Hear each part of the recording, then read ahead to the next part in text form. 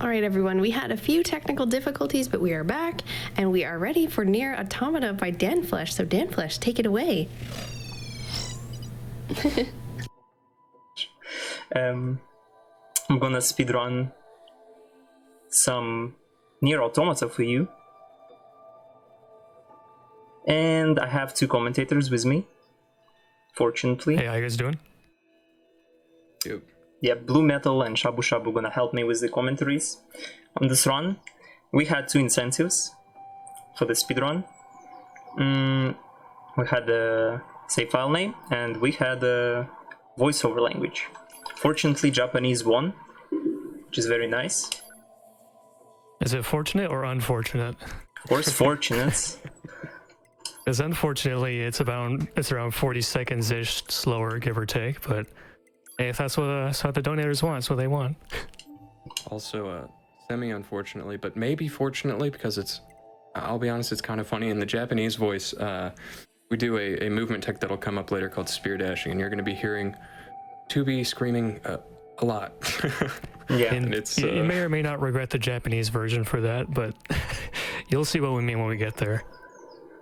So I'm gonna start run in 3, 2, 1, go. So All right, good luck, Dan. Yeah, thank you.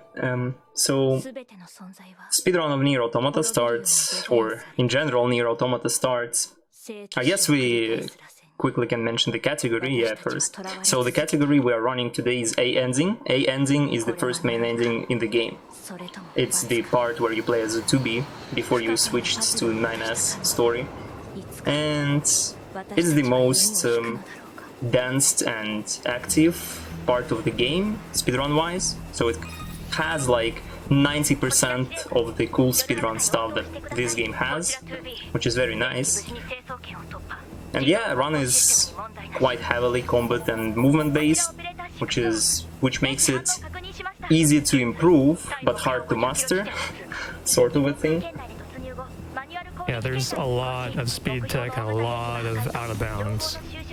Yeah. Like, depending on the area, every like 5 minutes or so you might go out of bounds, and then some areas it probably won't go out of bounds for quite a while, but there's a lot of out of bounds in this game. A lot. Yeah, and A ending starts with the shoot 'em up section. And yeah, you're only going to see a few sections like this throughout the run. There's only like 3 of them, and they're all not that long. This is actually not indicative of what the rest of the game looks like. If you've never seen NieR before and you're looking at this, you're like, oh, yeah, let's go. Let's get some shoot 'em up. It's actually a 3D action, like 3D action game. And we're going to be taking advantage of the action part of it for most of the movement. One of the sickest things about NieR is that the movement has to do with like all of your attacks and using that to get up and over and through things. And it's going to be a lot of stuff very quickly. So I apologize if we sometimes talk a little fast. It's a lot to cover. Yeah, you'd be surprised how many things you can do in this game with just attacks and clip through objects they didn't think you'd be able to, and it's a lot of silly things. There is a joke in this game's community about how walls are merely a suggestion, and you'll see what we mean as we go through the run here.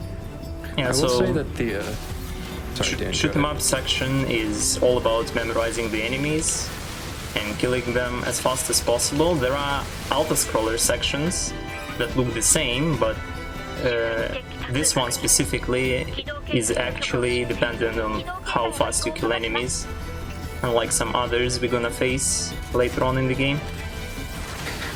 Yeah, there's like 1 or 2 that are auto-scrollers, and then the other ones you just want to take out the enemies ASAP. The nice thing about NieR and the way that these shoot 'em up sections work is that the waves are all actually predetermined, so we know exactly what is going to happen. There's a big kind of joke that people will count shmup waves to fall asleep instead of counting sheep. Counting Groon waves. You'll know what we're talking about when we get there. But basically, another thing to point out is that Dan's taking some intentional damage here. That's basically just to use up some recoveries and just schloop them out of the menu so that he has all that menu space free, because we're going to be doing some very slight menuing a little bit later to get some tasty, delicious buffs. And we just don't want our menu all crowded and cluttered and screwing up and giving us time loss.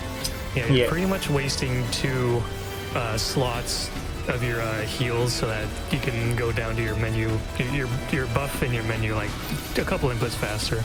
You lose no time for getting hit, and you get to waste your heals that you don't really need, and then you just reach your buff a couple inputs faster. Yep, exactly. So there is the second part of the shoot 'em up section, which looks slightly different. This game likes to play with the camera views quite a lot. You will see that throughout the run. Couple places. Sometimes the camera changes can be a pain too. Yep.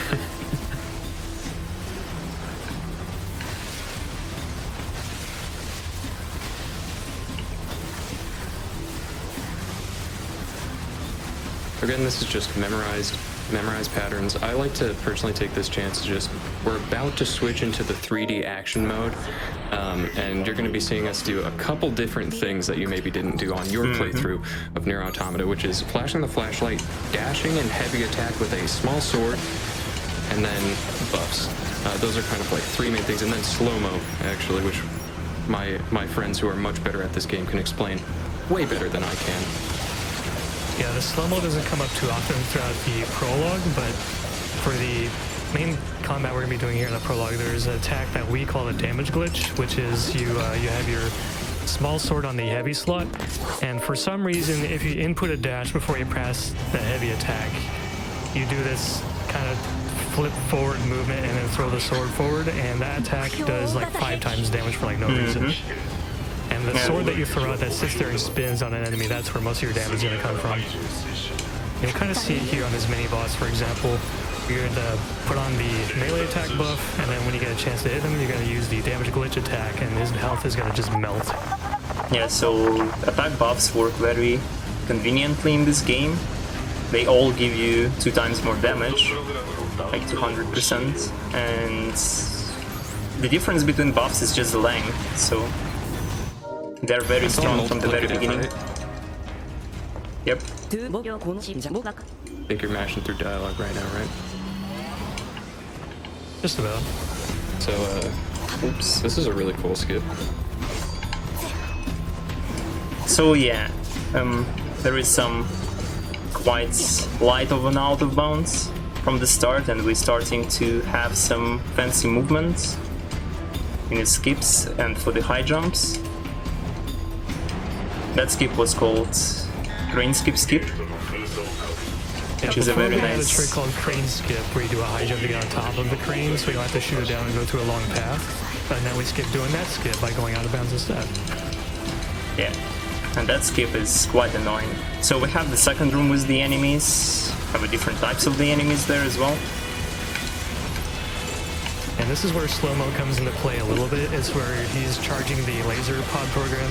And when you're charging it, it kind of slows down the environment and the enemies and everything except yourself. So you can kind of use it to your advantage. Like, it'll prevent enemies from kind of doing some dodge moves, and it'll just make them move much slower so you get more damage time and they get hardly any. And even helps you with certain environment hazards too, aside from just using it as an offensive tool. And this is bridge skip. It's a notoriously difficult trick for basically everybody, especially if you're a new runner. It takes a long time to practice and learn. So a bunch of this stuff is, again, we talked about this, or I touched on this slightly, just a little bit earlier, but we're going to be using attacks to gain a lot of height very quickly, and then we're going to be using a plunge, which is a dash, and then a heavy attack in the air, which is going to give us like this angled downward momentum.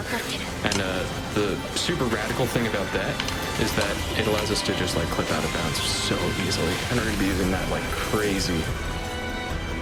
Yeah, attacks are what we've been using, not only just to attack with, but to gain height, go through walls and stuff. Like, attacks in this game are broken.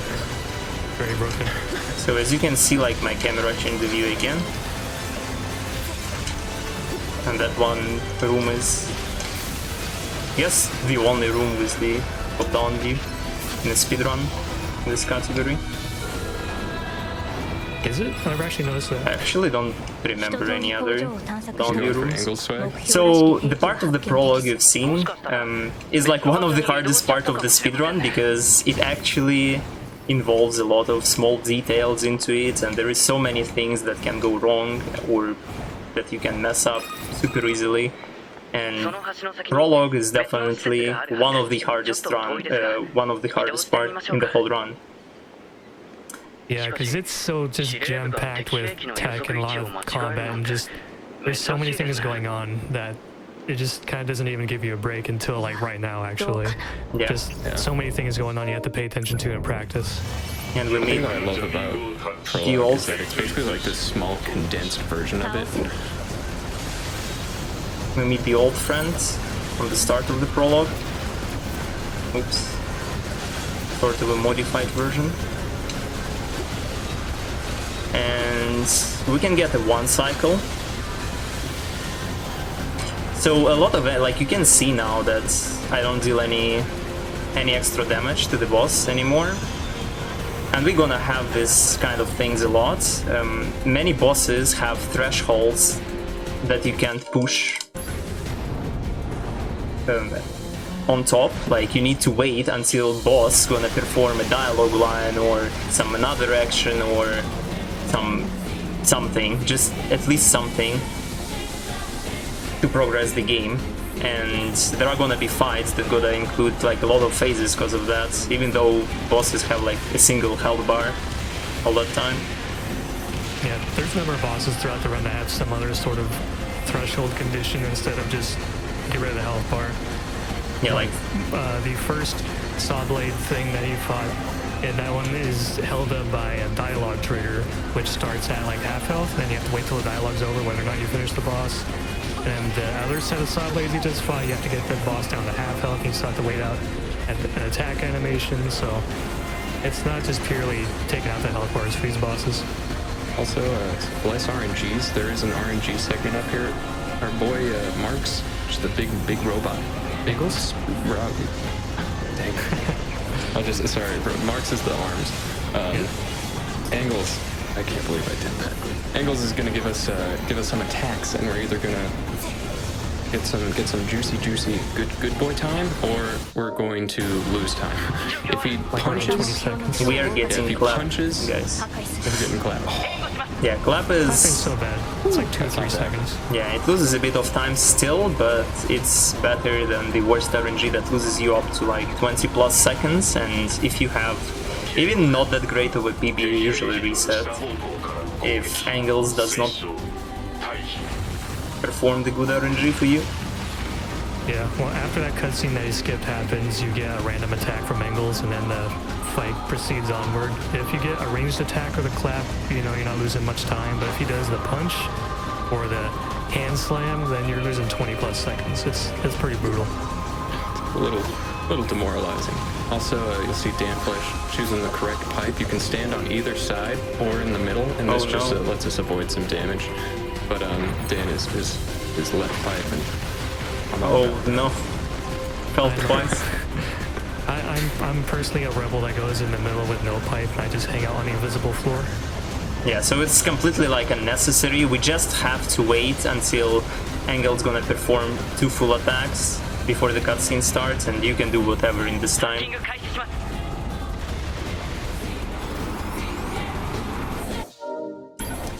And after this, there's gonna be another cutscene. Something happened to Ines, we have to go up there and help him out. And Angles is kind of sitting down doing nothing, then we start climbing his body.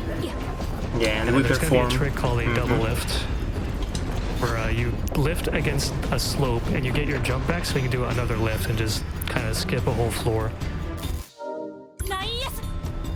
Yeah, so when we have a ninja's wave, that's how community called it.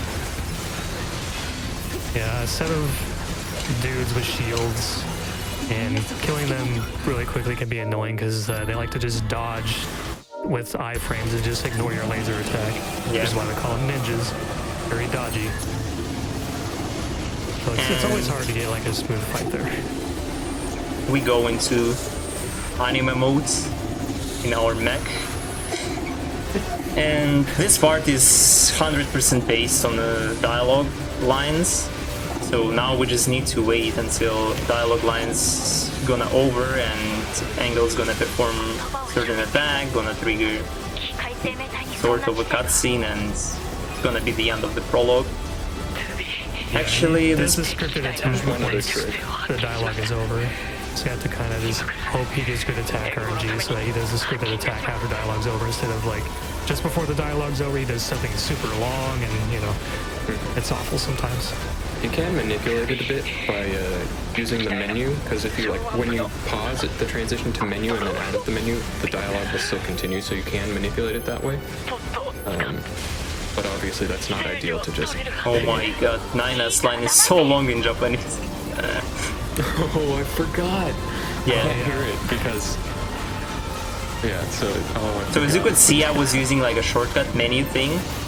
What it does, it's like while you open and close shortcut, dialogue keeps going, but game actually pauses for a bit, and that allows you to like space the what angle's doing pretty well to get a good RNG. But because nobody speedruns in Japanese, because it's slower by like 40-50 seconds, I'm just not used to the Japanese dialogues and their lengths.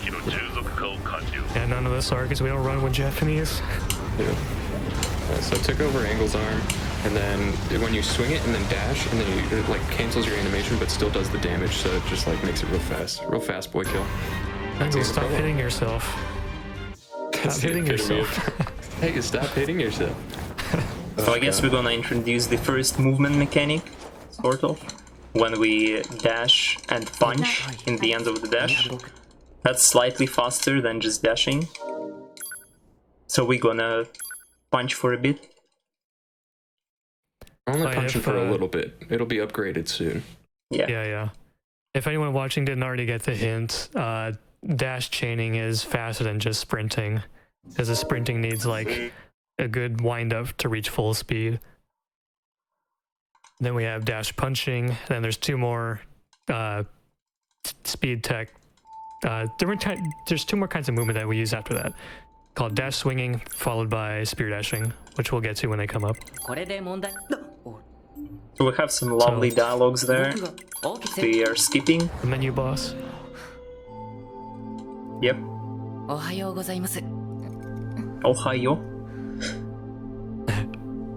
So you're also about to see one of the first kind of dialogue skips. So a big thing in this game is dialogue. Getting around dialogue, getting through dialogue, listening to dialogue, loving the dialogue. But we're actually going to skip most of it by doing several different tricks. The first one, we're going to pull up a menu on our partner, NieS, and he's going to talk to us about what type of action we want him to do. Be active, passive, long range, big boy, chonker time. And basically, it just overrides other dialogue. The dialogues clash, and so we just skip dialogue like that. It's really rad. Yeah, there's a number of times throughout the round where we do that. Instead of waiting for dialogue to even let you progress the game, just bring out that menu, it cancels out dialogue, and you keep moving. But don't worry, there's even wackier and wilder ways that we're going to be skipping dialogue. It gets bonkers, I might say. Not too bad there's no. I don't think Dan's gonna do bonkers skip. No. That's the most bonkers one. No, don't. Fortunately, I'm not gonna do that. Incredibly risky strat that is not at all marathon safe. So Still do it. we're going back on Earth from our bunker, and we're gonna actually do some open world stuff. Not before another shmup, though. Yep, exactly. The shoot 'em up section is also based on what you do, so you can just relax and wait for some time. Do we have time for some donations? Yeah, I guess we have some time for donations. No Okay, problem. cool. We have $25 from Bun Dumpling that says, "Love watching Danflesh speedruns. He always gives 100%. Thank you. $100 from Crease. Have to donate during my favorite game, NieR Automata. Let's work together to help our workers and beat back coronavirus. This cannot continue." Thank you so much, guys, for donations. $25 from Rod G. "Roses are red. This runs in the bag. I can't wait to see Dan do angle swag." No, unfortunately, no. Yeah, that's a big rip.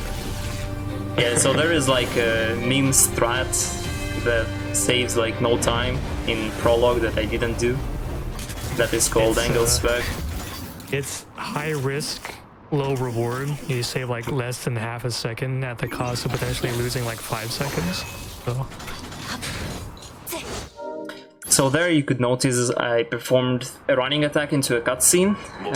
That's because if you just walk into cutscene, you have an extra animation when 2B just goes slowly before cutscene activates. And that's slow, we don't want that. That's why we're gonna perform some actions before triggering cutscenes all over the place. Yeah, Perfectly. there's a number of places where it's like when you discover a new area, 2B will just walk towards it for a few seconds, but you can skip that walk animation if you do an attack into it or if you jump. Yeah, like there as well. We're gonna quickly pick up some medium recoveries from this chest, because we need to wait until NieR stops talking. And now we first time are in resistance camp, and to continue the main quest of the game we need to complete a couple quests from the people from this place. We're gonna do some fetch quests. Everyone's favorite quest. Yep. That feel when mandatory side quests. That feel when actually Japanese game with fetch quests. Feels good, man. I keep forgetting because I can't hear it. And then I'm like, wow, this is different than I remember. But this is all rooted out. We're gonna go pick up some items off the ground. You know, just really get in there, grab some items. Then we're gonna go over, kill some dudes, get some more items. But the coolest thing is that this quest actually allows us, like, gives us the materials to upgrade our sword, and that's gonna give us some new movement tech that we'll talk about in a second when we get there. I'm just so excited because I hate dash punching so much. But we're gonna be able to see that soon. Yeah, dash punching is a very annoying tech. I hate doing it too. Nobody likes dash punching. Feels bad, man. Maybe he's just rocking out, just listening to some music, just pumping her fist in the air. The timing is annoying though, I'll be honest. Yeah. So this other side quest up here, you have to kill a few enemies to get their drops. You have to kill specific ones. You gotta kill the big dude and 2 small ones. And the small ones that you need to kill specifically, they become aggro. If you just shoot somewhere near them, then they'll come to you. And the ones that don't have the side quest items will just ignore it. So it makes it pretty easy to figure out which one has the items. Yeah, I got a bit unlucky that the last guy didn't aggro at all, so I had to kill like both of the enemies. But he didn't lose me much time. But yeah, it's like very easy to figure out what enemies drop the item related quests. You usually don't lose time to that. Yeah, so he's coming back here, he's gonna turn in the side quests, gonna get some levels and some materials to upgrade the sword with. And that's when the sword becomes what we call VC2. Because the sword is called Virtuous Contract, so you know, VC. And it starts at VC1, upgraded becomes VC2. And then later in the run, if you get lucky with random drops from enemies, you can potentially get VC3, but that's luck-based. Yeah, and that's one of the... We use the sword for... we use an attack from the sword to actually go faster. It's going to replace the dash punch and instead do what we call a dash swing, which is easier to do and about as fast, if not faster, than dash punching. Yep, exactly. The sword is a delicious buffet of assorted goods. Yeah. That like increased weapon damage, increased attack speed, and that allows us to do dash swinging, which is now faster than dash punching, and more damage. It's just a cornucopia of great things. Oh yeah, very much so. So yeah, now we've got a task to go and investigate some stuff in the desert. That's what we're gonna do now. For the main quest. Alright chat, listen. I know you're talking about self-destruct, don't worry. There is actually a few self-destructs we do in the run. Just be patient. Be patient. Actually, it's funny how long it took us to realize, oh yeah, self-destruct is an attack. Because in this run, the coolest thing about self-destruct is that it's this weird Swiss Army knife tool because it like cancels your animations. It can also like retain momentum. It resets your like falling animation so that you can fall longer. It's wild. So we're gonna be using SD, which is shortened self-destruct. We're gonna be using SD a lot. Also, some buys here, really important. The most important thing that Dan is gonna grab here is a sachet, some animal bait, and then resilience. And resilience's chip is huge for combat. Oh, look, out of bounds. Yeah, so Desert Area has a bunch of out of bounces that make you just go faster to your goal. The interesting thing about this game is how it's like coded, like we gonna move not necessarily where you would expect us to go at first, because this game has a lot of triggers that you must hit before something spawns, like a boss, or you have to trigger an event before going somewhere. And especially it's gonna be interesting in a factory, I would say. A factory is a fan favorite. Yep. Yeah, so if you see Dan, you know, I'm sorry guys, you have to do this. If you see Dan, you know, not taking a beeline or a 2 beeline, if it were, I'm sorry, someone has to do it. Like mandatory. But if you see him not doing that, it's usually because he's picking up some tasty little forgot the word for it. Triggers. That's what they're called. Some triggers, and then it's really cool. There's a skip coming up actually that he's going to be grabbing a couple triggers, and then doing that. He's also picking up a pod, or just picked up a pod based off of smashing. That's just going to increase our damage output and allow us to do a couple things with regards to combat. Yeah, it's actually completely off the way, unfortunately, but it's still worth it to pick it up for a couple places specifically, where it saves time to have a second pod, because second pod allows you to do a double pod program thing. Yeah, it's helpful for a few areas where you want to have a second pod program ready to go instead of just only one and waiting for the cooldown. We got the triple kill on the flyers, now bless RNG, so that's some small, the most recent addition to the run. Like the flyers I killed drop, with quite a low chance they drop a taunt chip. Chips are the upgrades in this game, and the taunt chip is a chip that increases the damage you deal and enemies deal to you when they are taunted, and that's incredibly strong if you get the best chip you can from these enemies. It's like saves almost up to a minute, and that's a lot. Yeah, and the thing to note is that he killed the enemies while hoping for a drop. You don't need to go over there and grab the drops, because whenever a cutscene happens, it'll automatically loot any drops from enemies that happened anywhere on the map. And on top of that, it'll double loot them, so if they drop the chip, you'll get 2 of that chip. Yeah, it's like a legit dupe to the items you get from the enemies, which is very useful, and that might also help with obtaining the better upgrades for the weapon. The VC3. Again, if you didn't notice. Yeah. So we're gonna go a bit sideways. There is an Adam pit that we're gonna enter just in a moment, but beforehand we need to hit the trigger to actually respawn the enemies in the pit. Yeah, like if you pay attention to the mini-map on the bottom right, he has to intentionally go hit a trigger's volume, and when he touches it, it'll change a part of the mini-map to show a new red circle, and that's where he has to go next. So if he didn't have to do that, he would just go straight to the pit. Oh, no taunt chips, which is no surprise with my luck. And we have to kill some enemies in this area and hope we get the fancy strat. Yeah, nice. We got the donk skip. That's some like high tier strats.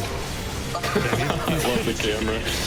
Yeah, these orgy bots, you gotta kill like 9 of them, and then one dude pops out. And if you know where to position yourself and when to throw your next sword, you can kill that dude as he's popping out and kill him mid-cutscene, and then messes with the camera. And you go... It's pretty much just an auto-scroller. You just kill enemies until the dialogue ends. Yep, I actually have no clue how dialogue line sounds like. Oh, Japanese. Well, good luck on that one, Dan.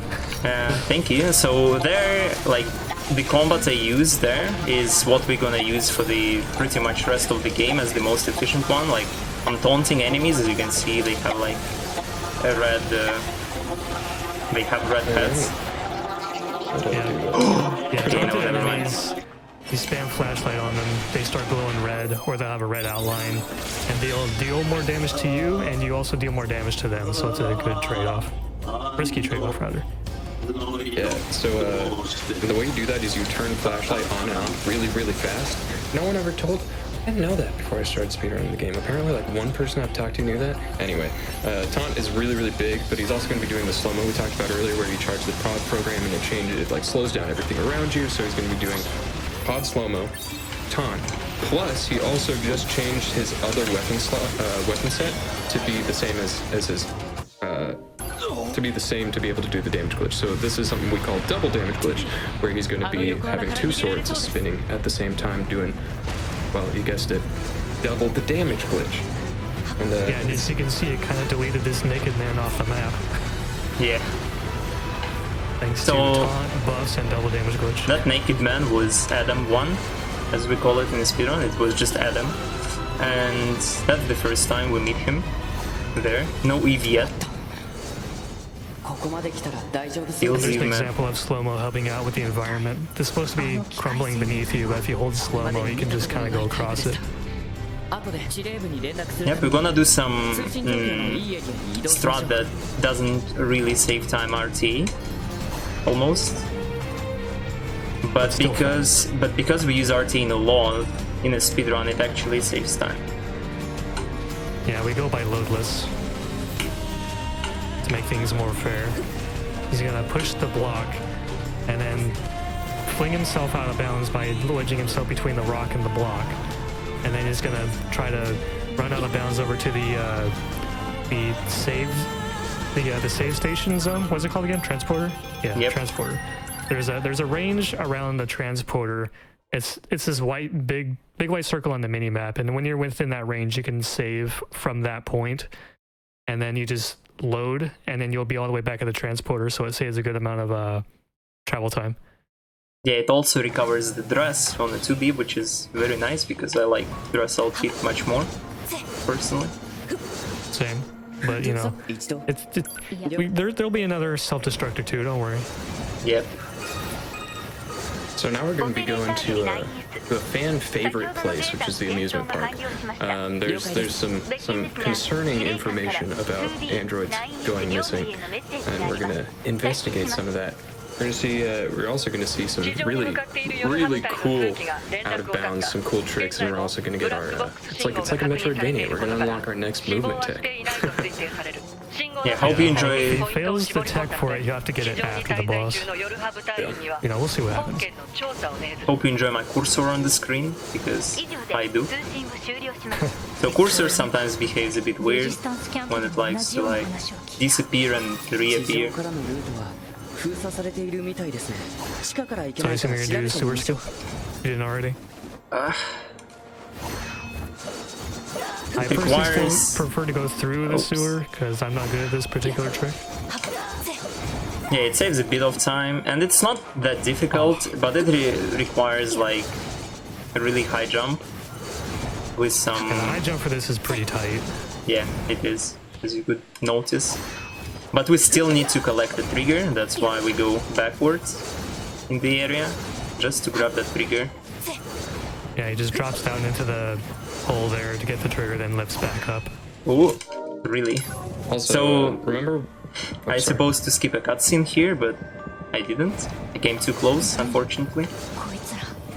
Yeah, the trigger zone for that cutscene is really short, but oh, you still hit it, dang. So also, when he was doing the sewer skip, that was a really good example of what I was talking about earlier about SD or self-destruct being a really good tool. You just flash it and you get an extra free heavy, which gives us a little bit more height. We're going to be using that for a lot of different things, so look out for the flash on the screen. Yeah, if he gets the spear, you'll be seeing that flash a lot for other reasons. You'll be seeing it a lot. We're out of bounds, we're going to be grabbing some more triggers, doing some more fun time out of bounds stuff. We're going to be skipping some dialogue, which is mainly what we do, and setting ourselves up for a really fun trick. You're doing I won't know why I kept thinking tractor, roller coaster, almost roller coaster. Skip, right? Yep. So what's going to happen is he's going to call the roller coaster, it's going to come towards him, and he's going to do a interesting jump movement that'll let him clip off of it, but still let the roller coaster move. And once it starts moving, you collect the last couple of triggers we need, and then after a set amount of time passes, it'll automatically teleport him to where the coaster would take him. So we use this time to go all the way back, go out of bounds, and grab the spear. And that's going to be it's an extremely useful tool, not just for speed tech, but also because it's got very good, what we call clipping power. Like if you saw him go out of bounds with the sword and that flip launch move called the pod launch, well, Spear is even more broken for that stuff. Yep. I have to mention that in a speedrun we have 9S on passive. Like, that's because he actually can bait bosses for an attacks when we don't really need him to do that. Yeah, you don't want him messing with your Atom fight, so we put him on passive. Then while you're getting the Spear, you just talk to him and put him on long range. That Japanese dialogue is super long. Wow. Oh yeah, it kind of gives you more time to get the Spear then, doesn't it? Yep. Okay, let me quickly set 9S to long range. You're supposed to do that, like with English voiceover, it's super easy to do before you pick up the Spear. Because the picking up Spear animation takes ages. But instead, like as a backup, you just can do it right after you're teleported back to Beauvoir. Speaking of Beauvoir, it's an interesting boss. You want to talk about Shabu? Yeah, sure. So one thing that I want to point out is that you're really going to see the full extent of the combat here. Beauvoir is going to melt, but unfortunately we have to wait for a second because you have to half cycle her. Because if you kill her too quickly, she'll do a full cycle of an attack. Ooh. Yeah, I guess I actually managed to get like a regular heavy attack, not the damage glitch, on my first attack. But she's got got a couple phases. She's gonna call some androids. We're gonna be disgusted. Oh my gosh, what the heck? Then we're gonna go into a little hacking sequence, and then gonna melt her. She's gonna go into this kind of chill out time where she's throwing around her arms, and we can't really damage her or do anything there, so we're gonna get a little bit of extra HP and stuff from killing the androids. And then we're gonna melt her down and do some little something fun, which will set up for a cool trick in a little bit. Oh yeah. Yeah, so also, Blue, do you want to explain the laser? Oh yeah, some I found. So you can kind of line up a whole bunch of kills all at once with your laser attacks and try to get as many as possible, and then the next wave drops down, and that's when the hacking RNG comes in, where if you get hacked by one of the androids, it's you gotta do that little hacking mini game, and it wastes around 5 to 6 seconds. Unfortunate. Yeah, I got hacked by the very last android. Yeah, so the wave attack is annoying to avoid, especially when you're right in front of the enemies, right? It's like no time to avoid it. So it's very unlucky when you do get it, but nothing you can do. It just melts. So as you can see, as I mentioned before, bosses have some phases when they're invulnerable, before they transition fully, stuff like that. And we SD, that's a very important thing here. Very important. Yeah. Yeah, this is the most important time to actually do the SD. Are we doing the bit? There's gonna be you'll see why when we get there. Fortunate. I didn't get door clip. Yeah, we didn't get another out of bounds that skips this whole walking slowly section. You only have one shot at it too, which sucks. Yeah. You can clip out of bounds there only while door is opening, and it saves quite a decent chunk of time, so when you fail it in a run it hurts a lot. And we can listen to amazing Japanese spear dashing. So here's where you may or may not have regretted picking Japanese. It's where you cycle SD and heavy over and over again once you start the chain with a light attack. So you do light attack, SD heavy, then you just repeat SD heavy over and over again. It's tricky to pull off and navigate yourself with it, but it's faster, even if it's a little annoying. Yeah, exactly. So the self-destruct we performed in the end of the Beauvoir fight was for Death Warp, right? That we're gonna use to do some fast stuff. It's gonna do the bit, Dan.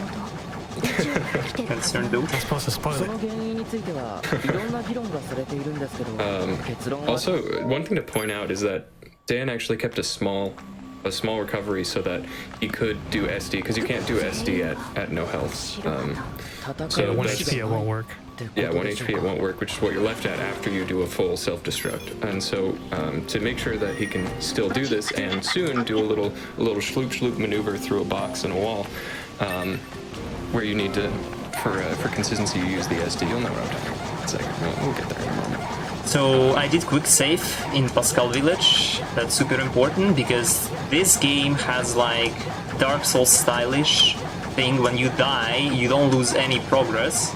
You lose your chips that are equipped on your 2B, and you lose experience that you got between save files. But you don't lose anything else. Like, you don't lose the quest items that you obtain, you don't lose the enemy drops that you obtained, if I remember correctly. I might be wrong about that one. So that's how that warp works. We have to get the quest item from Anemone Resistance Camp, and we can just die quickly right afterwards, and game gonna remember that we got the quest item and teleport us back to Pascal Village, where we took the transporter. So we're gonna be there teleport immediately. you back to your last checkpoint or the last transporter you used. So the point of Pascal's Village, since we have to go right back there, we just go right back to that transporter instead. And our boy Norman here, I'm gonna name him Norman the Moose. Our boy Norman is gonna help us attain that, which is why we actually, one of the main reasons we actually take the animal still, because it's faster to aggro our boy Norman here. And also talk to the door, which probably just skip dialogue. But Norman's gonna help us out with our desire to teleport. Yeah, it's a good way to teleport using the moose. It's got some cool movement tech. Dan, did you just die? Man, what happened? Come on. Dude, no, like... Unfortunate, bad RNG. We've lost it, guys. So the thing is, as soon as we respawn, there is gonna be a super long dialogue that we're gonna interrupt by using the bot fire and choosing some random guy somewhere, and that saves a chunk of time, like a huge chunk of time, compared to not cancelling. Yeah, exactly.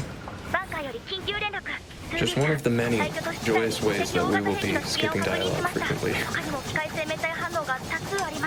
Also, big robots have come, and they're trying to hit things hard. We're gonna ignore one of them. This is mainly just movement with the spear, doing spear dashing, which mostly works best in straight lines, so you'll see that that's like when Dan is gonna be using it the most. Ranged working, sorry guys. Yeah, we're gonna pass by our big boy robot friend here just a second. Hope you enjoyed to be screaming. So, you may remember angles from the prologue. Well, now there's two of them. Like Shabu said, we're gonna ignore one of them.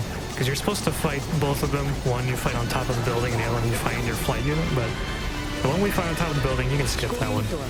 By doing a fancy high jump, or you jump through a hole that is there for some reason.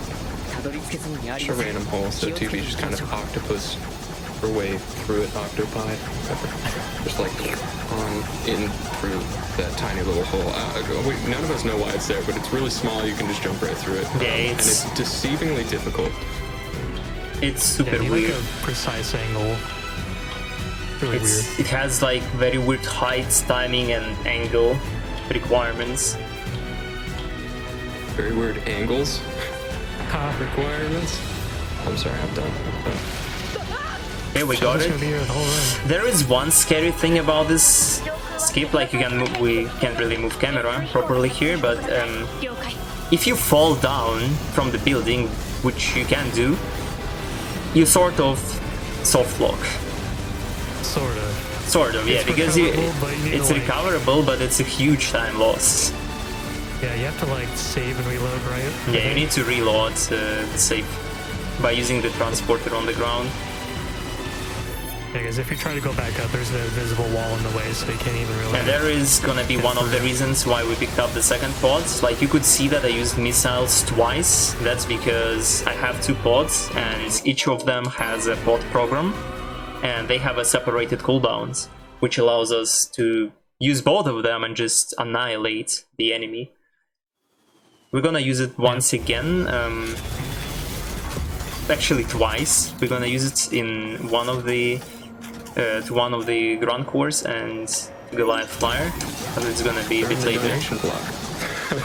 Yeah, exactly. Yeah, that'll be the section where you can read as many donations as you want, but for now, still got a little bit more to talk Something about. really important We're here, gonna fight. You remember Naked Man Adam? Well, he's gonna have clothes on this time, and he's gonna introduce us to his brother Eve. Alright, didn't we have a nickname for them both?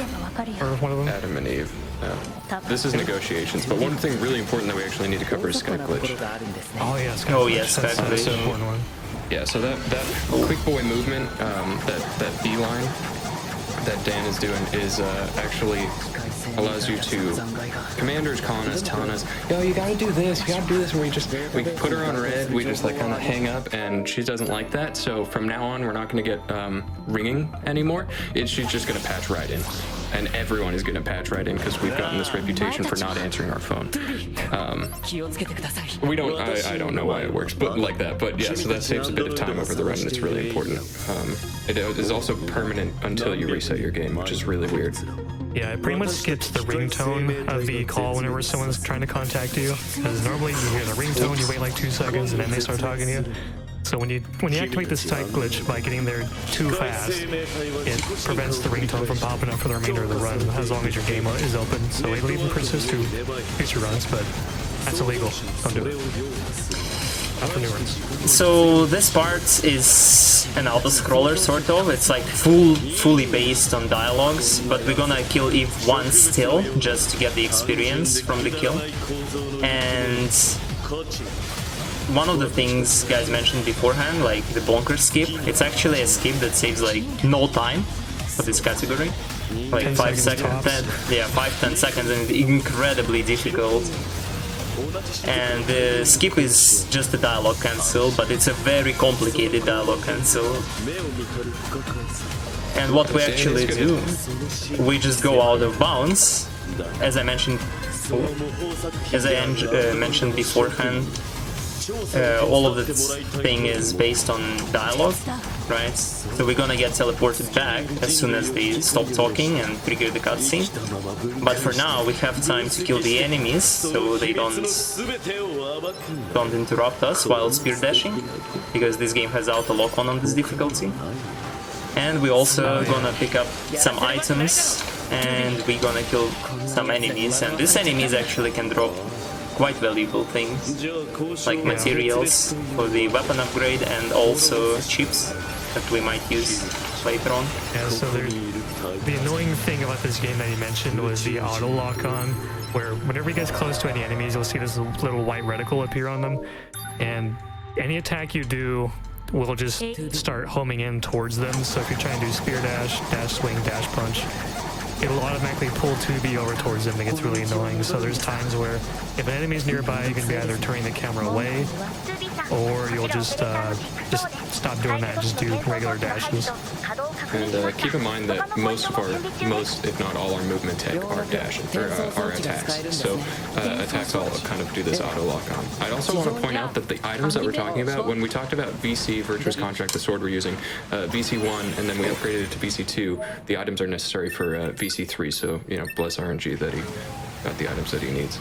And now most finally, of the drops that we need for it come from the pit fight with the first fight with Adam, so hoping for the best. now we finally got the ability to teleport, which is very nice, because now we can teleport back and forth easily.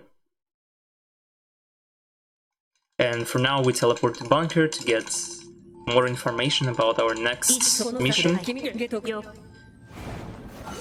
The next thing we're gonna do is actually another dialogue skip. When we start talking with the 9S, we go into the dialogue trigger zone and dialogue overlap, and one skips another, and none of them play. Very convenient. Well, actually, they just like ram into each other and pass out. Pretty much. I mean, makes Might be heading sense. back to Pascal's village for more quest confirmations, and then you do some shopping, and that's where we'll find out if we have the materials for VC3 or not. Yeah. It'd be nice to have VC3. It's a good damage increase, and it helps increase our movement speed too. The main thing he's going to be buying is just going to sell some things you don't need to get some money, and then you're going to buy just some heals and more attack and range and defense buffs. This is going to be the large versions that last, I think, 30 seconds instead of 15, if I remember those numbers right. Nice. Sounds right. Oh. Okay, that was a bit the wrong thing to sell, but happens. Okay, we're gonna sell some chips, right? To have some more free space.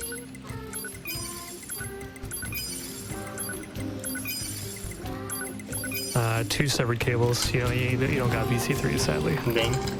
Got some tasty crit chips though. Yep. Oh yeah. So if this would happen in a real run, just by the fact that I didn't get a VC3, I would lose almost a minute. Oh, I actually failed mom skip. Oh no. So I supposed to jump over the dialogue trigger here, but I messed up my inputs a bit, so I didn't make it. This saves like just a little bit of time, so it's nothing critical. Yeah, that trigger zone for that quest to start is obnoxiously huge, so you have to do quite the long jump to get over it. High enough and long enough jump. Even though soon we're gonna face the longest jump in the game. Oh yeah, the incredibly fun Rainbow Road, but we'll get there. I think that, so we're coming up on Forest, and Forest is one of my favorite parts of the run. It's just one of the most visually striking in terms of like glitch showcase and like tricks and exploits and stuff like that. It's just really cool. Yeah. But first we gotta fight some big burly robots that are trying to punch us real hard. Just don't forget chips. Yep.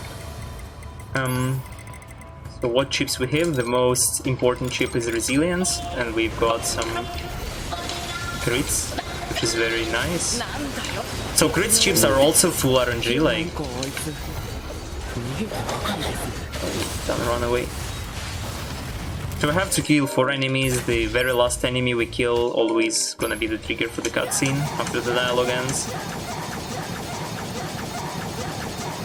Do you know what I'm realizing? I'm realizing I never finished talking about what resilience actually is. Oh, yeah, Resilience is really important, but it's gonna make. Oh my gosh! I remember life before resilience, and I don't know how I ever lived without it. Basically, it gets rid of us getting staggered by enemies when we have over 80% health. Which, spoiler alert, we're gonna have over 80% health like all the time. That's why we bought all the recoveries. Spam heals mid-combat. Yeah, yep. You can do all that stuff at the same time. APM is pretty crazy, but yeah, so resilience is going to basically allow us to just wail on bosses and enemies and just destroy them without having to worry about getting hit. Yeah. So yeah, the problem is... the problem in playing without resilience is that damage glitch animation itself is very long. Like the wind up before attack starts is incredibly long, and when enemies can stagger you in between, it's terrible. Like, do not recommend you ever to play this game without resilience if you speedrun. So Dan is coming up on one of my favorite named skips in the run. It's Rainbow Road, and the reason is because there was a skip called like a Mario Kart. It was a drown warp, and that's why we called it Mario Kart skip. And then because we skipped the Mario Kart skip, we called it Rainbow Road. I just think that's a kind of funny thing. It's just a really big boy long jump, which he just did like it was nothing, just like it was breathing, eating bricks. That's the first. Are the moose getting in your way? Nah. Okay. So this is one of the most impressive skips that actually brought me in a NieR speedrunning. Yes, I can say that, because this skip was found super early. It was around before I started. Yeah, it's like a super old skip. Is this like castle skip or something? Yeah. It was probably like A2 skip or something, with how the old runners used to name it after what you would skip to. But you know, I think it was forest. It was like it's like the castle skip. But the coolest thing about it, in my opinion, is that when you're watching, it looks super dangerous. Like, oh, is he gonna go? Is he gonna fall into the window? Is he going through the window? But like, no, there's actually a invisible weird wall barrier. You can't go through it, and they work as these really convenient stepping stones to get to the top and get where we need to, and that skips a lot of time. Navigating the castle is a pain. Yeah, it's... Yep, so we already here at A2. And she's an RNG machine. Is she gonna dash off the screen and waste your time, or is she gonna behave and let you hit her? Oh no. I hope for the latter. This is a typical spot to lose time in if you're unlucky. That was actually a decent fight. Big crits. Crits are super helpful here. And another very valuable skip. So we have some invisible trigger wall there that not allow us to go back to this transporter. And instead, what you're supposed to do, you have to follow A2, realize that she escaped, and go to the shortcuts into the Pascal village from the forest. But instead, you jump over the invisible wall with the dialogue and just teleport. Very convenient. Yeah, it's a really annoying invisible wall dialogue trigger thing where it'll pop up with some dialogue, say you have to go forward, and it forces 2B to turn around and walk the other way. But if you go far enough past it with your high jump plunge, then the game will just stop caring. Yep. I'm also gonna point something out. So when I keep saying, ooh, juicy crit, ooh, big crit, it's because he got those crit chips. And so the cool thing, I'm gonna let you guys in on a little secret so you can play along with me with Did That Crit, everyone's favorite NieR Automata game show. Basically, it's that big old crunchy sound. It's that big old crunch, and it has that kind of like star that shoots out of the enemy. That's like this distorted kind of crack-looking thing.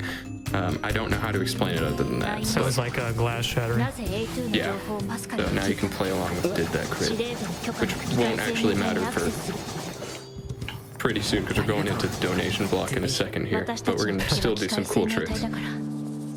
Yeah, just a few more tricks and then lots of donations are good to go. Yep. Dialogue skip here with the benches in the jukebox. And they're gonna clip out of bounds. And then instead of going all the way through the sewers, you instead just go right towards the discovery trigger, and then gonna void back out from falling for too long, and then go straight to the shore. Yeah, so we have to trigger this cutscene to spawn the enemies we need to kill. And fortunately there is a lot of water under the map. Super convenient. That drown warp point goes pretty far, so he's able to just plunge in and get his reset point onto this shore. Fight this big chicken, which is dead. So he kills this first wave of enemies with some clean, good combat, and then another wave will spawn. He's going to do some very precise inputs and kill this flyer very, very quickly. Come on. I actually don't know how he didn't taunt. Felt like mashing crazy. Felt like crazy mashing. But still. So one really important thing about that first part of that skip that we did was it sets up this dialogue skip, because there's some dialogue here. If you just jump onto this building, it just skips all of it and goes straight into that cutscene. And I don't really know why, but that's been around for a while. You go around that trigger. There's a weird trigger in between the discovery cutscene and there. And if you miss it and then you go back onto the building, it just does the whole dialogue punching each other in the face and they both pass out. And we actually go into the most boring part of the run, that is called Grun. It's the name of the boss we're gonna face in this section, and the start of the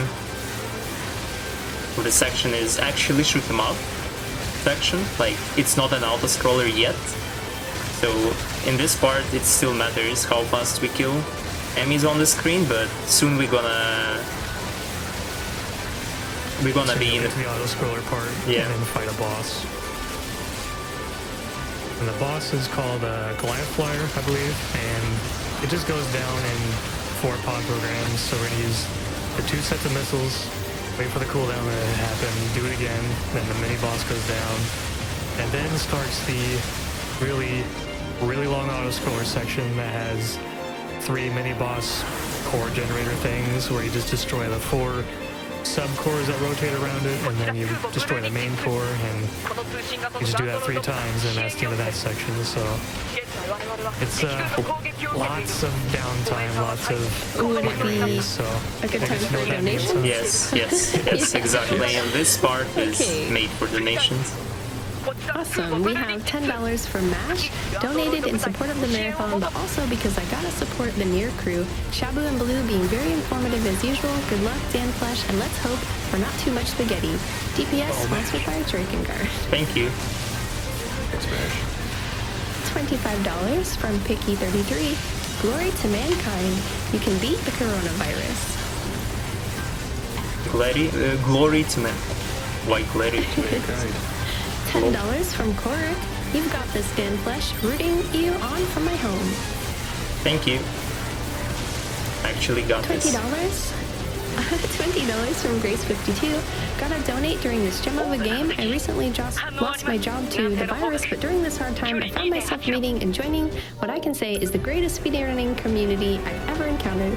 The NieR Drakengard community has helped me through one of the most stressful times of my life, and I wouldn't trade them for any other. Let's go, Danflesh. Good luck on the run for the glory of mankind. Glory to mankind.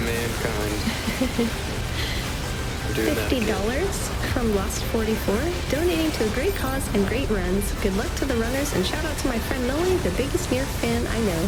Honk. Thank you. $500 from Gerbits that says glory to mankind. Actually, glory to mankind. Big time. Thank you for all the donations. Yeah. Oh yeah, thank you so much, everyone. You guys just let me know when the auto scroller is over. Oh, this is Yeah, just it's the like part. it's like 10 more minutes. So Oh, okay, goodness. yeah, this part is like 15 minutes long. So Yeah, we just did the first part with the mini boss, so we got plenty of There time. are things we can talk about if we need to, but just keep firing away if you. Yeah. You got it. Sure, yeah. I have $50 from Crystal138. NieR Automata and NieR Gestalt are easily among my top 10 games of all time. So excited to see Automata getting run at GDQ, and very excited to the NieR Replicant remake.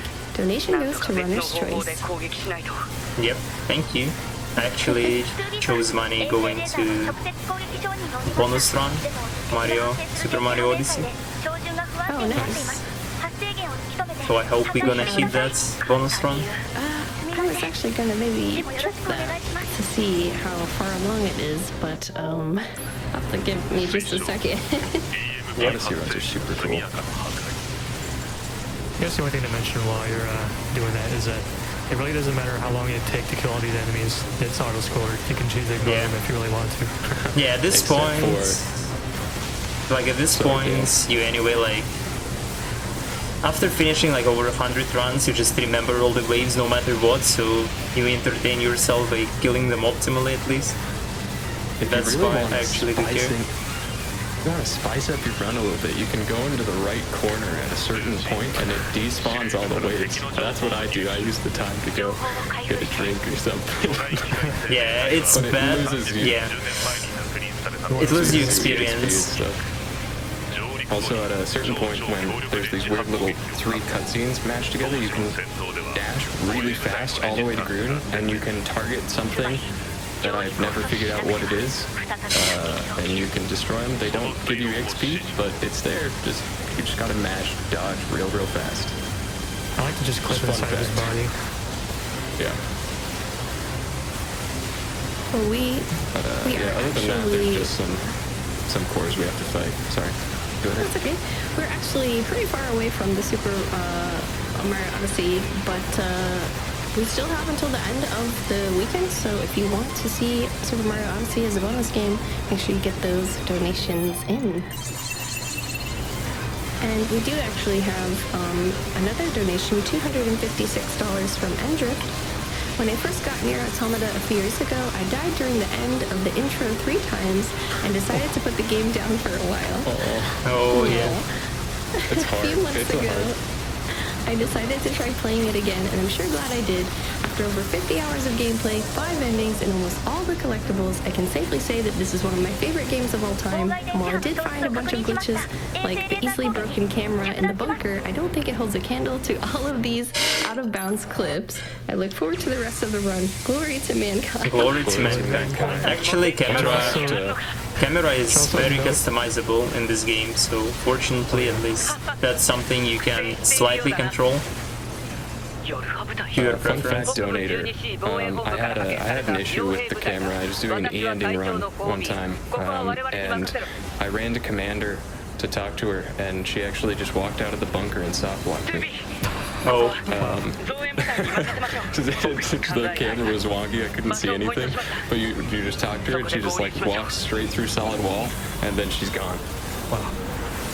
That's one thing to note that's related to that donation is that in the prologue, if you die at any point, you get ending W and you have to restart the entire prologue, so I can understand the frustration if you keep dying there because you have to restart the same 15-minute section over and over again if you keep dying.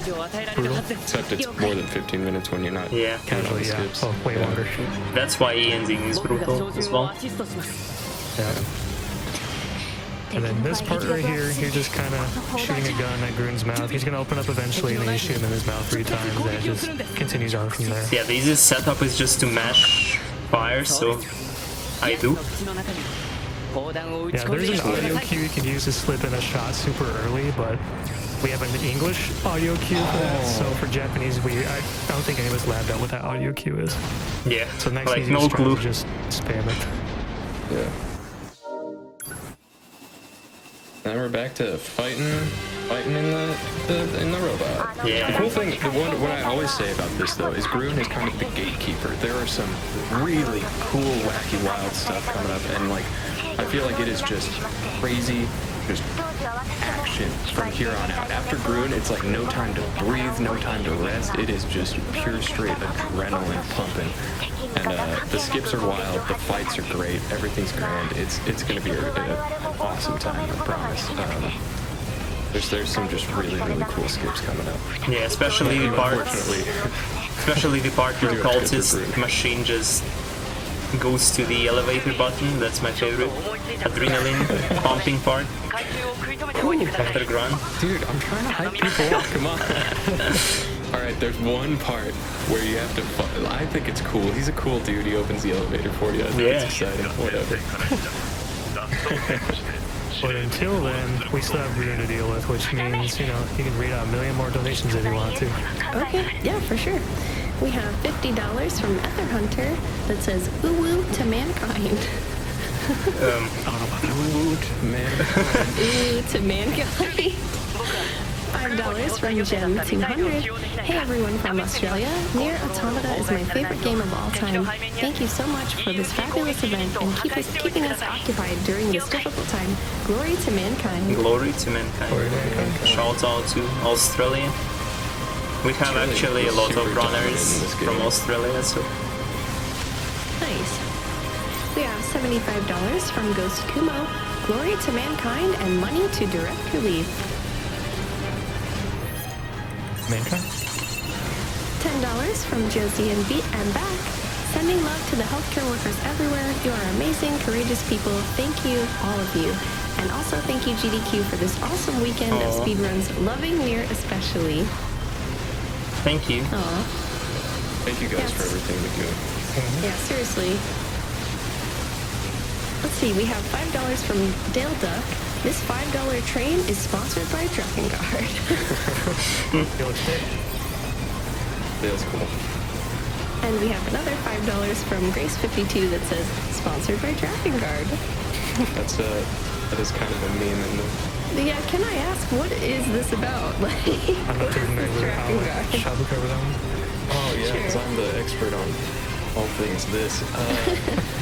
I could get this wrong, but I think it was recently we kind of adopted the whole Drakengard series into the Discord, and like, maybe that's the wrong word, adopted might be the wrong word, but basically we all joined together in the same Discord, and we were trying to figure out names, and I think it was actually maybe Dale that said, I'm sorry if I got that wrong, guys. But I think he said something about like sponsored by Dragon Guard for the name, and people thought that was really funny.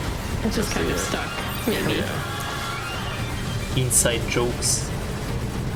I could be totally wrong too, by the way. I'm sorry. I think that's my interpretation of it anyway. Because it's all kind of the same theories. So. Okay. Yeah. So you gotta keep them together. Yeah. Very vaguely connected. So we actually almost finished the auto-scroller section. We just have the last 4 to kill. And we finally gonna be free from this Gundam suit. People do like to call him Disco Whale. I don't know if that makes you guys like that Disco more Whale. or less. I definitely like it more. Disco Whale makes it sound way more exciting than it is. Much more. But we are done? Yes. Oh, yeah. There we go.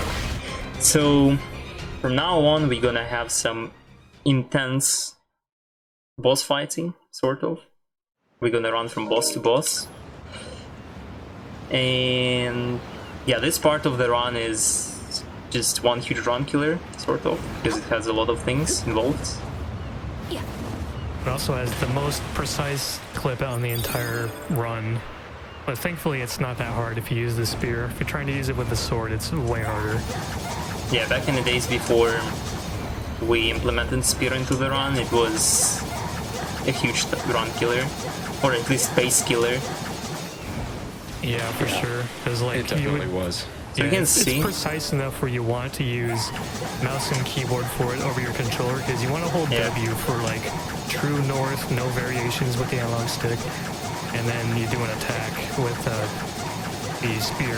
And with the spear we're going to do a very quick jump light attack, so it actually does a jump stab but barely off the ground at all. And as long as you use the mouse and holding W to get the perfect position and angle, then you just jump stab, go right on through. And we're going to end up in an elevator that's in the cave that we normally run all the way over to, but... Yeah, we just this fall is there in out of quicker. bounds. It's actually not that quicker as you can imagine, but it looks cool. And it's not hard with the spear anymore at all. So there is no reason to not go for it. Yeah, We skip the Absolutely. music here or not? Yeah, there's a lot of skips in this run that actually don't save a huge amount of time, but with how many you put together, it does save a lot of time in the end, but a lot of them don't actually save all that much for the amount of effort you put in, funny enough. So we enter the fancy location that is called Copied City, made by Adam.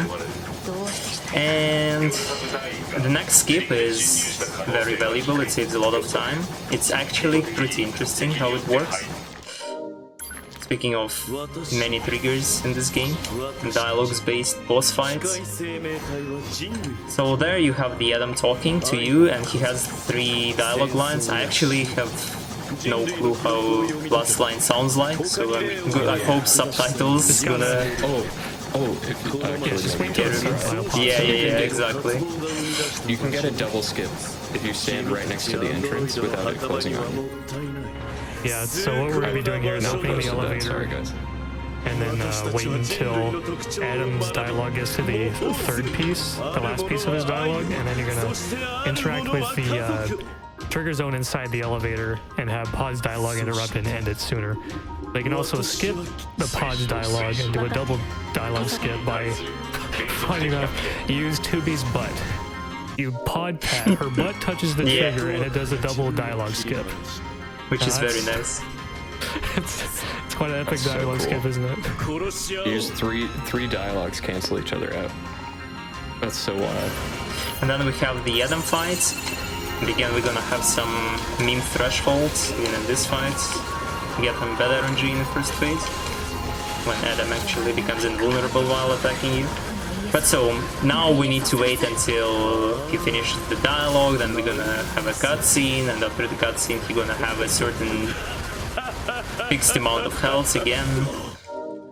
And then we're actually gonna kill him properly.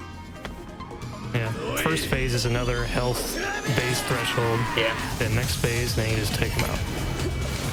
Melting time. Have some fancy crits right there. So we save 9S. Now he's saved. Poggers. Glad for 9S. I'm not. I like 9S. And we're gonna do another very important dialogue skip. Oh my god, how did I manage to jump before the dialogue? Holy shit. That was weird. Oh, I don't think I ever got it. Maybe it's Japanese special, but I'm not sure about that. Oh, interesting. So another dialogue skip there. We just use our good old friend working hard at their computer. Yeah. We just bother them for a second. And they're like, yo, what the heck? And This gets a huge dialogue. That would like 40 seconds. And the problem of the dialogue is not only the length of it, but also that dialogue does not allow you to interact with different objects and other people. And because of that, we can't open the mail that we received from the commander that gives us the quest and triggers another dialogue that we need to wait for on the way to factory. Oh! Okay, so Ethereum just sent me a Discord message. The sponsored by Drakengard is a WWE Backlash 2004 meme. Because there's a clip of WWE Backlash, and he said, WWE Backlash 2004, sponsored by Drakengard. Oh my god. So that's where it comes from. Thanks, Myth. Myth is Excellent. that's awesome. I'm so glad I got that. That's the that's the meme. Yeah, so if you look up WWE Backlash 2004 Smash Up, you will see WWE Backlash 2004 sponsored by Drakengard. So as you can see, we had to wait until Pascal ends the dialogue and just teleports there immediately. Very convenient. Hope we could teleport like that as well, but it's not Half-Life Alex or something. Oh, 2B. Hello, here I suddenly am. Yeah.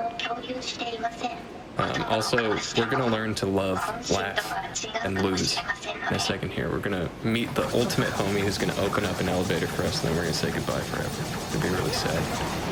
Very sad. So yeah, we're entering Factory, and Factory is one of these places that is, I feel like, very cool to witness for the first time when you see the speedrun, when you actually know how this looks like casually, because it's gonna be quite short. And Factory is one of these areas that I would say like Castle or something that you memorize very well from your casual playthrough, because it actually takes a while to go through, but not in speedrun. You mind if I talk a little bit about Factory, Skip? Oh yeah, go for it. Alright, so I'm gonna start talking now because this trick is really has a lot of moving parts. So we're gonna go up into this area, we're gonna talk to this dude, it's this, you know, we find out, some weird stuff. Also talking to Pascal makes the elevator go faster. Yeah, like it Quickens just up the load time. Really weird, but anyway, so we're gonna go in here. People are the machines are gonna go kind of off their, off the beaten path. I don't know what I'm trying to say. They're gonna try and kill us, and we're gonna just say like, "Yo, peace out," and we're gonna go out of bounds, which is gonna reset them and allow us to go into an elevator, go up the elevator. Even though I guess it's technically down, but then we're going to talk to 9S. 9S is a robot, and all sorts of wild stuff. We're actually going to clip out of bounds there, and then that's going to reset the elevator again. The elevator is going to take us back up here. This place is really, really high up in the factory, and that's going to allow us to clip out of bounds here, pick up a trigger, then we're going to warp back by going into free fall for long enough. So here's the first clip out, which is gonna get rid of the enemies, allow us to go into the elevator. We're gonna zip zams off all over the place, grab some triggers. It's gonna be a big old fiesta of fun times. yeah, we do like all of the stuff out of bounds in this area pretty much. Like 90% The of it. majority of this plays from just grabbing triggers while out of bounds and voiding back up to where we started. Yeah, the main goal with this is getting to the highest point and then using that highest point to get all the triggers. There's 9S room. Gonna talk to him, clip out of bounds. It'll reset the elevator. It'll, I think, even respawn him as well. Yeah, but it's like, it's super weird because you can't use this elevator again after you quit it, right? And get the dialogue, but waiting out makes it work again. Yeah, it's really strange. Very So you convenient. take it, you go back up, and I clip out on top of some rails, and then a plunge in one direction, and want to use self-destruct to try to keep ourselves up while falling for long enough time. That was unfortunate, actually. Ooh. Did you not get it? Nah, it's like we didn't get the second part of the skip. That's Unfortunate. If you Yeah. get it right, it would have you would have hit that trigger in front of the door, and it would have teleported him all the way back up on top of the rails where he just was, and then you would have plunged all the way to the next section of the factory, effectively skipping the entire thing, more or less. But now we gotta do some, these are crushers. Crushers are always scary. Though I wouldn't be surprised if he takes They one-shot you, don't they? Yeah, they don't. one-shot you. They do one-shot you. So yeah, we actually have some casual experience there, but we wouldn't. But you know, this place is that's actually spooky really around. precise. That free fall work back is it's difficult. Yeah, it's not it takes easy. a lot of practice, and it's killed a number of runs for people who are going for good PBs. It's not exactly something you can easily look at and like gauge where you are either. You kind of have to feel it out, and Yeah, pretty much. but we're at the end factory. Yeah, so we reached Still the skipped a big end. chunk of it. Yeah, we still You still skip skip a ton. like half of it, I feel like. Something like that. And now we go to boss arena. Actually, you can soft lock in this arena if you really like. Like you can go out of bounds there, fall in the lava. Yeah, but lava it has no hitbox or anything, it's just visually lava.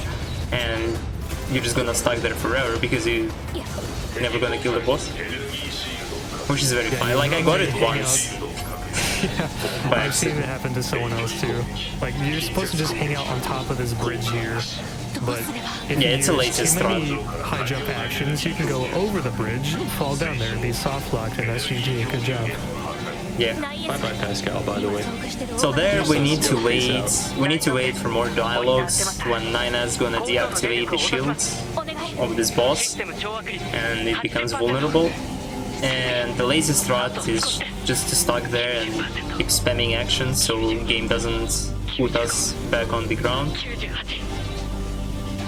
I personally like doing the lighthouse. You turn on your flashlight and then you hover and you just you go around and around, and it's like a flashlight. It's a pretty good one. So he's setting up for the boss here, taunting, and then the shield is going to come down. He's just going to wail. Go behind the boss because it's a bit more consistent. Get a good fight. Yeah, We get like if a you do zero good cycle. damage- Yeah, if you do good damage, you can skip in doing an attack entirely. We call that the zero cycle. Yep. And we've got it. Nice. Really good fight. And now we're actually gonna come back to the part of the factory we know from the prologue. And we're actually gonna do the skip that is called Shabu skip. Yo. Yeah, wonder who found it. I know, wow, wild. I have no idea. Yeah. They were Hard nice to enough guess. to call it after me because I spent 100 plus hours looking for something and never found anything. And then I finally found one thing. Basically, it's called Shabu Skip because I did a lot of commentary Oh no. for races and stuff, and it skips this. I used to talk about how poetic it was that we start the game in prologue and do this one skip, and then we end the game with like the last skip that we do being the same one that we do in prologue. And with this skip, I actually can't say that anymore, so it's Shabu Skip because it skips me talking about doing the skip. It's quite the elaborate backstory for a skip. Very meta name.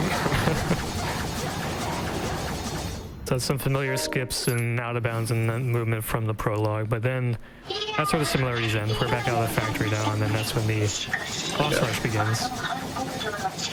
And then head back to the camp. Camp is going to be attacked, it's going to be on fire.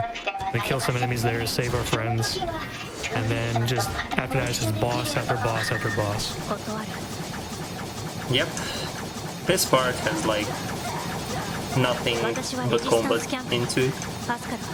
Well, some movements. Combat skills is put to the test. Yeah, a bit of some skillful combat. That's one, movement. It's one of the few places where using slow-mo and spear dash at the same time actually helps you a bit with the movement. Also, changing the camera so that you don't get the lock on it. Yeah, exactly. It's really important. So if you don't look at enemies, I can't see you, you don't exist.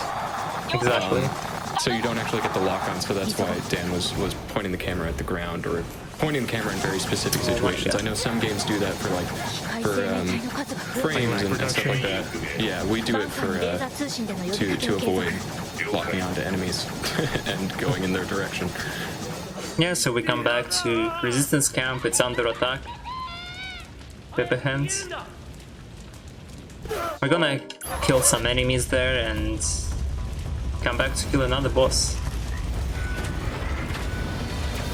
I think that this is what I love about post-Grune, is you have the huge glitch gauntlet that is factory, and then you have the huge combat gauntlet, and it just completely tests your skills as a runner, like from top to bottom, and it's just puts you through the ringer, man.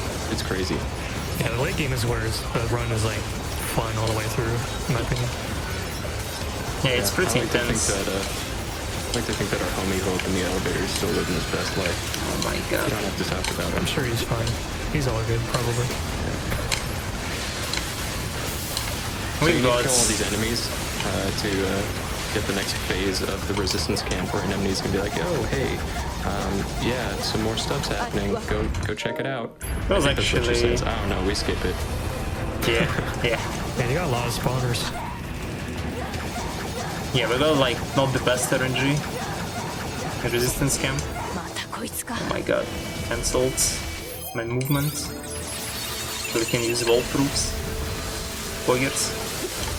So there we wait for the boss to perform an attack.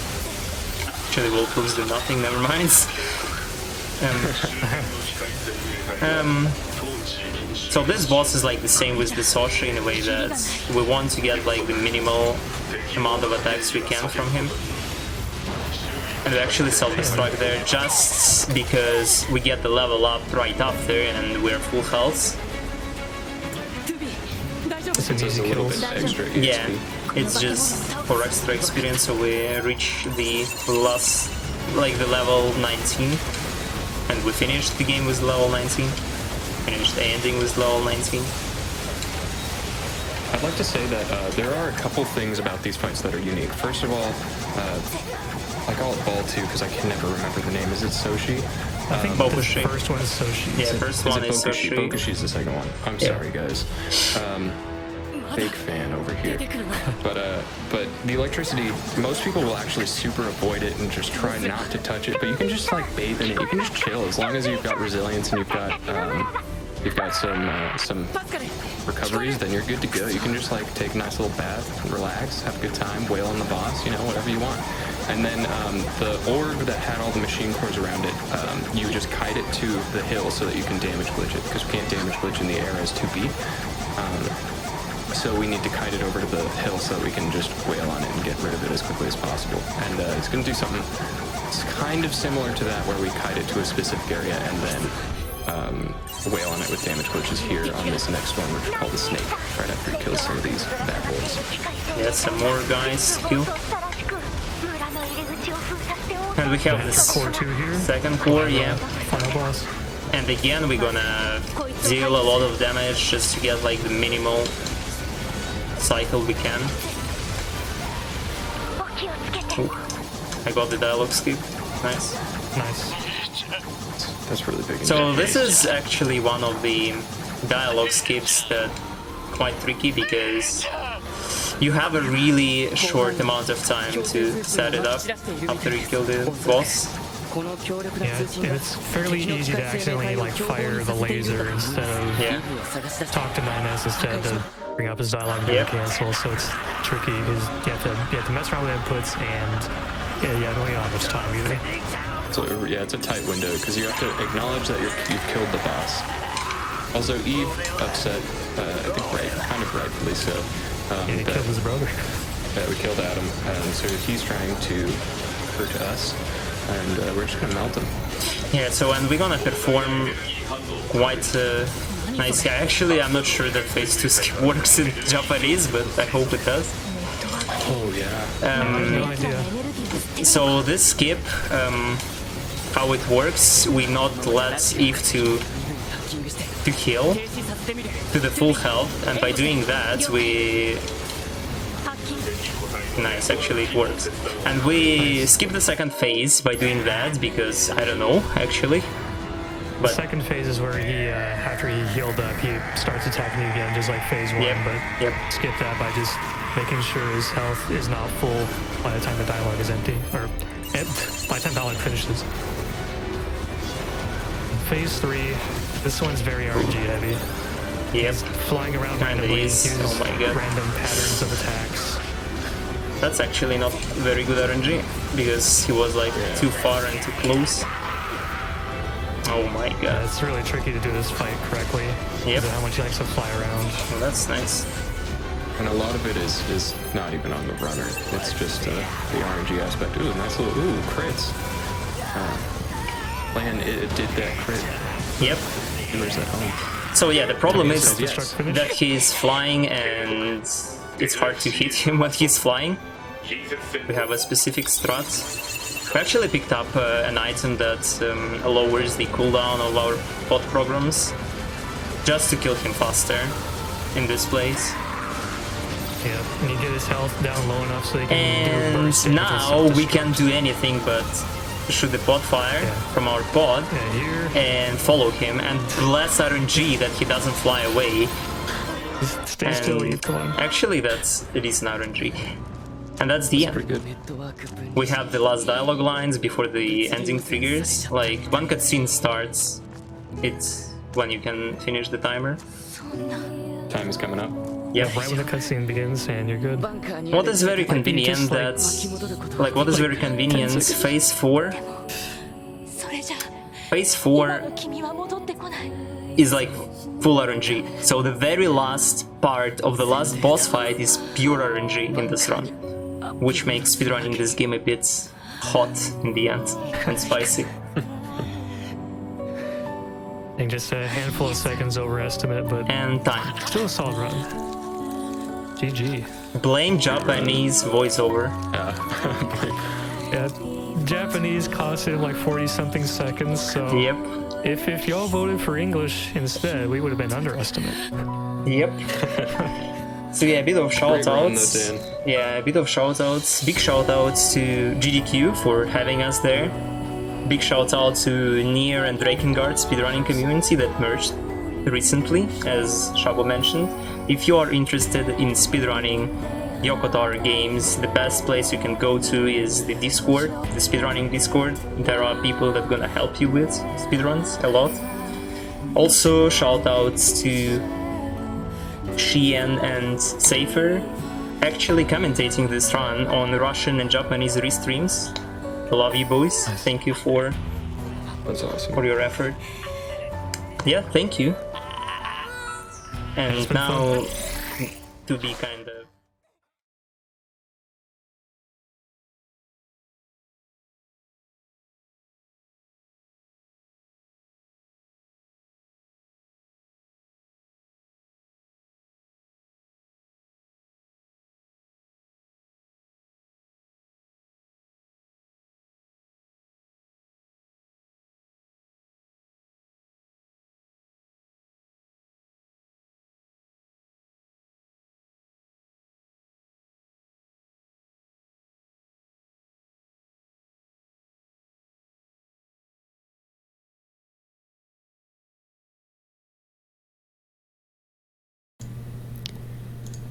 All right, everyone, we are going to throw it over to a quick Twitch ad, and then we will be right back.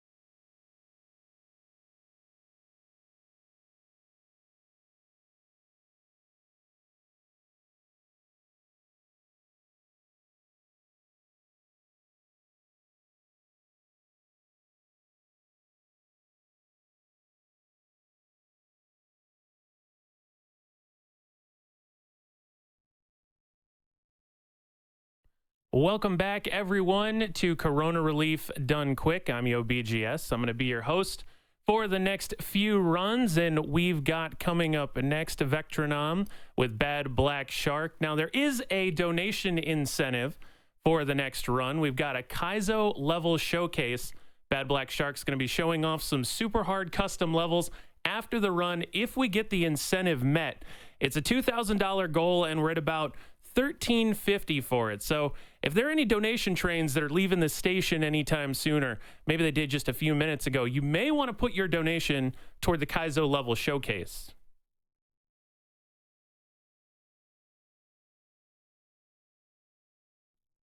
And we do have a few donations here really quick, including at $250 from Beware Llamas 32 saying, I work IT in a local hospital and want to give a shout out to all the support staff still working in healthcare facilities, cleaning staff, food service, biomedical techs, lab and rad staff, and others working with the frontline staff to keep things running. And as a reminder, at Corona Relief Done Quick, we are raising money for direct relief. The $25 donation from JC1788 that says, my mom is an ICU nurse at a hospital that's quickly running out of N95 masks. Thanks for doing this to keep all of our nurses and doctors safe.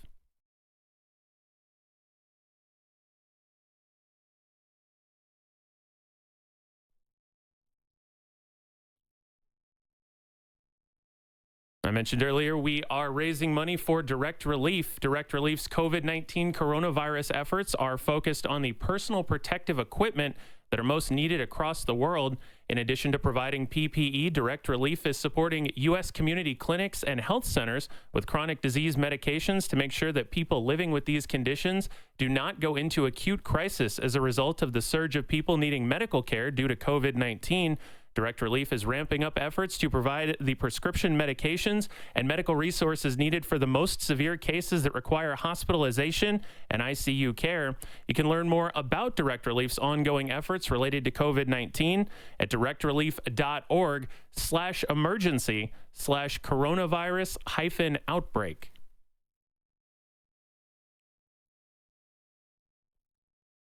There's a $100 donation here from Matt saying, been watching the stream all day. Super relaxing and fun. Thanks, everyone. Well, thank you very much, Matt, for your generosity. And Fireman Drew contributes $25 to Direct Relief, saying, I've been watching GDQ for years now and have never missed one. It's amazing how the community gets together to raise funds for such great causes. From this first responder, on behalf of all my fellow frontline workers, thank you. Thank you, Fireman Drew.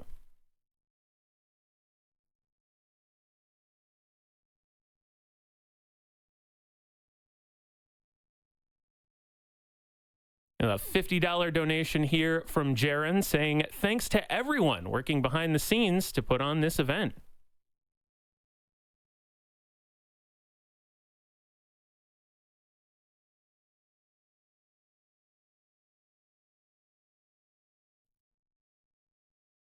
Dan the Man donates $50. Thank you, Dan the Man, saying, I love when a GDQ rolls around, even little impromptu ones like this. Always fantastic causes helping people in need. Shout outs to the night crew. Content like this helps me fall asleep and keeps me entertained if I can't. You got it, Dan the Man.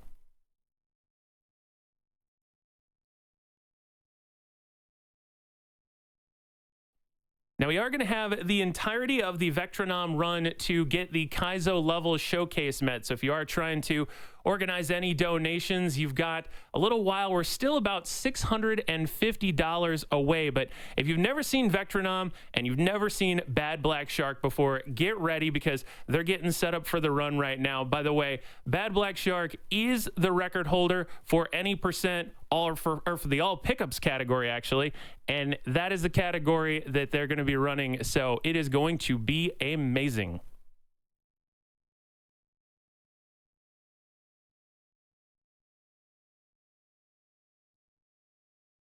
And with that, I don't want to hold you. I don't want to keep